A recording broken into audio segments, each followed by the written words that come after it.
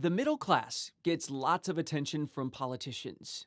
In his 2019 State of the Union, President Trump shouted them out twice, including, "We can make our community safer, our families stronger, our culture richer, our faith deeper, and our middle class bigger and more prosperous than ever before." Democrat Joe Biden, who calls himself Middle Class Joe, declared the middle class is hurting.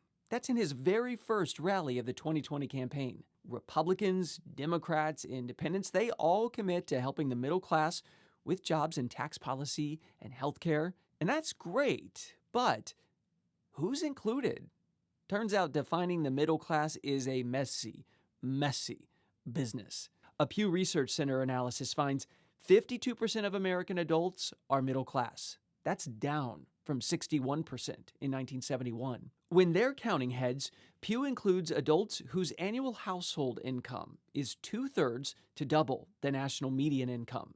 In 2017, for example, that was anywhere in the ballpark of about $46,000 to $138,000. A big spread. Then you have former Labor Secretary Robert Reich's yardstick. He says middle class should be defined as households making 50% more or 50% less than the national median. Some experts don't consider income at all. CNN broke down a whole list of these other factors, including things like wealth. An NYU expert lumps in the middle 3/5 of the wealth distribution. That would include retirees with sizable nest eggs who have no traditional income. How about how much a person spends?